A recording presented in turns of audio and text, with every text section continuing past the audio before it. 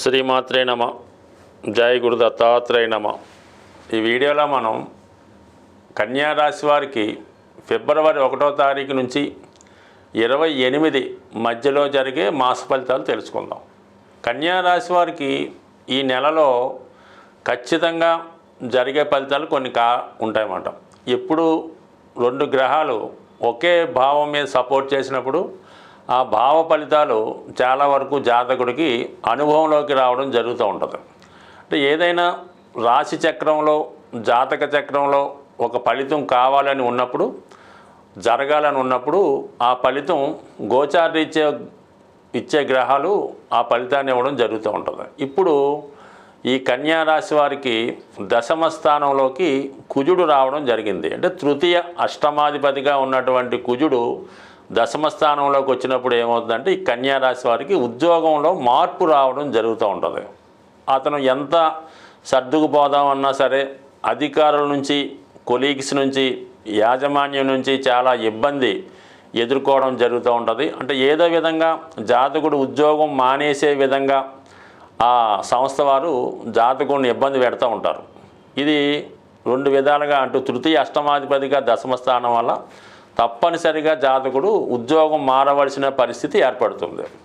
ఇక దానిని సపోర్ట్ చేస్తూ ఏమైందంటే మనకి రవి రేపు ఈ జనవరి 12వ తారీఖున 6వ స్థానంలోకి వెళ్ళడం జరుగుతూ ఉంటుంది. అంటే 6వ స్థానం కూడా వృత్తికి, సర్వీస్ సంబంధించింది కాబట్టి ఏదైనా జాతకంలో ఉద్యోగం బాగుండాలి, అభివృద్ధి కావాలి, కొత్త ఉద్యోగం రావాలంటే 2, 6, 10 స్థానాల్లోకి వచ్చే గ్రహాలు ఎక్కువ ప్రభావం చూపుతూ ఉంటాయి. మరి 6వ స్థానంలోకి రవి రావడం, వ్యయాధిపతిగా రావడం, అక్కడ ఉన్నటువంటి వృత్తికారకుడు శనితో కలిసి ఉండడం వల్ల జాతకుడికి కొత్త ఉద్యోగ అవకాశాలు చాలా బలంగా రావడం జరుగుతూ ఉంటుంది. అంటే తప్పనిసరి పరిస్థితుల్లో ప్రభుత్వ ఉద్యోగం రావచ్చు లక్కీగా, లేదంటే వాళ్ళు పెద్దవారు వారసత్వంగా జాతకుడికి ఏమైనా ప్రభుత్వ పదవి కానీ, రాజకీయ పదవి కానీ, వాళ్ళు తండ్రి గారో తాతగారో వారసత్వంగా ఏదైనా ఆధ్యాత్మిక సంస్థలోనో ఎండోమెంట్స్లోనో పనిచేస్తూ ఉద్యోగ విరమణ చేయడం ద్వారా కొన్ని వారసత్వంగా వచ్చే ఉద్యోగాలు ఉంటాయి. అటువంటి ఉద్యోగం రావడం వల్ల,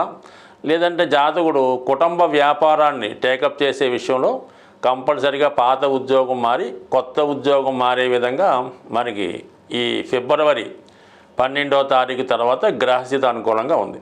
దానికి అనుకూలంగా మరి బుధుడు అటు లగ్నాధిపతిగా, రాశ్యాధిపతిగా, దశమాధిపతిగా బుధుడు కూడా ఇంచుమించుగా అదే రోజున 6వ స్థానంలోకి రావడం జరుగుతుంది. ఇవన్నీ కూడా జాతకుడు కొత్త వ్యాపారం ప్రారంభించడానికి కానీ, కొత్త ఉద్యోగంలో ప్రవేశించడానికి కానీ, ఉన్న ఉద్యోగాన్ని మారడానికి కానీ కంపల్సరిగా ఏమాత్రం ప్రయత్నం చేసినా అనుకూలించే అవకాశం ఉంది. కాబట్టి తప్పనిసరిగా ప్రయత్నం చేయవలసి ఉంటుంది. ఎందుకంటే ఇంచుమించుగా మీకు ఈ శని భగవానుడు ఈ మార్చి నెలాఖరు తర్వాత 7వ స్థానంలోకి వెళ్ళడం జరుగుతుంటుంది. అప్పుడు మీరు ఎంత ప్రయత్నం చేసుకున్నా ఈ ఉద్యోగ ప్రయత్నాలు చాలా వరకు ఫలించవు, పోస్ట్పోన్ అవుతుంటాయి. కాబట్టి ఈలోగానే మీరు ప్రయత్నం చేసుకుంటే మీకు మంచి ఉద్యోగంలో సెటిల్ అయ్యే సూచనలు ఉన్నాయి. ఇక ముఖ్యంగా శుక్రుడు అలాగే రాహు సప్తమ స్థాన సంచారం వల్ల మరి జీవిత భాగస్వామితో కొన్ని విభేదాలు వచ్చే అవకాశం ఉంది. ఆల్రెడీ వివాహ ప్రయత్నాలు చేస్తుంటే అవి ఏదో కారణం వల్ల ఆ వివాహ ప్రయత్నాలు వాయిదా పడే అవకాశాలు కూడా చాలా వరకు అనుకూలించే అవకాశం ఉంది. అయితే ఇది విదేశ ప్రయత్నాలు చేస్తున్న వారికి మీ యొక్క విదేశ ప్రయత్నాలు ఫలించే అవకాశం ఉన్నది. ఇక మనకి ముఖ్యంగా ధనాధిపతిగా ఉన్నటువంటి ఈ శుక్రుడు రాహుతో కలిసి సంచరించడం వల్ల అక్రమ మార్గం ద్వారా ధన సంపాదన చేద్దాం అనుకున్న వాళ్ళకి చాలా వరకు ఈ గ్రహస్థితి అనుకూలిస్తూ ఉంది. ఇక సాఫ్ట్వేర్ రంగంలో కానీ, సినిమా, టీవీ, మీడియాలో ఉన్నవారికి, అలాగే ఎక్కువగా ఈ కన్యా రాశి వారు ఈ సినిమా పరిశ్రమలో చిన్న చిన్న కళాకారులుగా, టెక్నీషియన్స్గా ఉండడం జరుగుతూ ఉంటుంది. అటువంటి వారికి చాలా వరకు కొన్ని కొత్త అవకాశాలు రావడం జరుగుతూ ఉంటుంది. అదృష్టవశాత్తు కొందరికి మీ యొక్క పరిశ్రమలోనే, మీ యొక్క ఇండస్ట్రీలో ఉన్నటువంటి అమ్మాయి అయితే అబ్బాయితోని, అబ్బాయి అయితే అమ్మాయితోని వివాహం, అంటే ఇంటర్ కాస్ట్ వివాహం కానీ, లవ్ మ్యారేజ్ లాంటిది కుదిరే అవకాశం ఉంటుంది. అది పెద్దల అంగీకారం లేకపోయినా మీరు ఈ సమయంలో మరి ఈ విధంగా ఈ కులాంతర, మతాంతర వివాహం చేసుకునే సూచనలు కూడా ఈ రాహు శుక్రగ్రహాల ప్రభావం వల్ల ఈ నెలలో జరిగే అవకాశం ఉన్నది. బట్ ఏదైనా ఈ రాశి వారికి అటు ఉద్యోగపరమైనటువంటి మార్పులు, వివాహ విషయంలో ఒక నిర్ణయం తీసుకోవడం ఈ నెలలో జరగబోయే ముఖ్య విషయాలుగా గమనించవచ్చు. సాధారణంగా మన రాశి ఫలితాలు ఫాలో అవుతున్న వారికి గ్రహాలు ఎంత అనుకూలంగా ఉన్నా ప్రతికూలంగా ఉన్నా మీరు నివసిస్తున్నటువంటి గృహం తాలూకా వాస్తు ప్రభావం కూడా చాలా వరకు ఈ మీ యొక్క నష్టాలు లాభాల మీద ఆధారపడడం జరుగుతూ ఉంటుంది. సుమారుగా మీ గృహంలో వివాహ ప్రయత్నాలు వాయిదా పడుతున్నాయి, ఎంత ప్రయత్నం చేసినా వివాహం జరగడం లేదనుకున్నప్పుడు మీ గృహంలో వాయువ్య భాగంలో దోషం ఉందేమో గమనించండి. ఆ దోషం సరి చేసుకోవడం వల్ల మరి వివాహాలు తొందరగా జరుగుతాయి. ఇక మీ కుటుంబంలో పిల్లలకి ఉద్యోగాలు రావడం లేదు, వాళ్ళు ఊరిక ఖాళీగా కాలక్షేపం చేస్తున్నారు అనుకున్నప్పుడు ఖచ్చితంగా మీకు ఈశాన్య భాగంలో దోషం ఉండడం జరుగుతూ ఉంటుంది.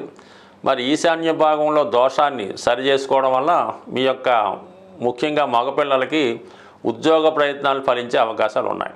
అలాగే ఆగ్నేయ దోషం అన్నది చాలా ప్రమాదకరంగా అది మొత్తం కుటుంబాన్నే స్ట్రగుల్ పెడతా ఉంటుంది. అంటే చిన్నవారు పెద్దవారిని డామినేట్ చేయడం, ముఖ్యంగా ఆ కుటుంబ యజమాని అంటే భర్త ఏదో ఒక వ్యసనానికో బలహీనతకో లోనవడం వల్ల ధనాన్ని పాడు చేయడం జరుగుతూ ఉంటుంది.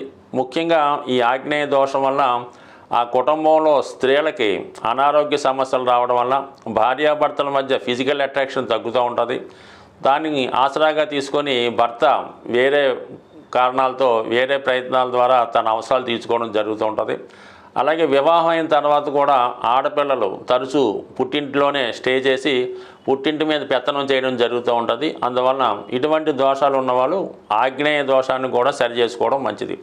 సాధారణంగా గ్రహదశలు జరుగుతున్నప్పుడు కొన్ని గ్రహదశలు అంటే ముఖ్యంగా రవిదశ జరుగుతున్నప్పుడు ఆ యజమానికి ఇబ్బందులు వస్తున్నాయంటే ఖచ్చితంగా మీ ఇంట్లో తూర్పు భాగాన్ని కూడా సరి చేసుకుంటే ఆ యజమాని పలుకుబడి పెరుగుతుంది, ఇంటి మీద పెత్తనం సాధిస్తారు, ఆరోగ్యపరంగా అనుకూలంగా ఉండే అవకాశం ఉంది. అదే శుక్ర మహాదశ జరుగుతున్నప్పుడు స్త్రీలకి అనారోగ్య సమస్యలు, ఎక్కువ ధనం ఖర్చు అవ్వడం, లగ్జరీగా ఇన్ఫ్లుయెన్స్ అవ్వడం ఇవన్నీ జరుగుతున్నప్పుడు మరి ఆగ్నేయ భాగాన్ని సరి చేసుకుంటే శుక్రదశ యోగించే అవకాశం ఉంది. బట్ ఏదైనా కేవలం మన గోచారాన్ని పట్టుకొని దాని మీదే కాకుండా మనకి జరిగే దశలు, అలాగే మనం నివసిస్తున్నటువంటి గృహం, మనకు ఉన్నటువంటి ఇతర స్థిరాస్తుల యొక్క ప్రభావం కూడా మానవుడి యొక్క జీవితం మీద పడుతూ ఉంటుంది. కాబట్టి ఏదైనా ఒక సమస్య దీర్ఘకాలికంగా ఎంత ప్రయత్నం చేసినా సక్సెస్ అవటం లేనప్పుడు అటు జాతకాన్ని అటు గోచారాన్నితో పాటు మనం నివసిస్తున్నటువంటి గృహాన్ని కూడా సరి చేసుకోవడం వల్ల ఖచ్చితంగా మీ యొక్క సమస్యలు పరిష్కారం అయ్యే అవకాశం ఉంటుంది. స్వస్తి.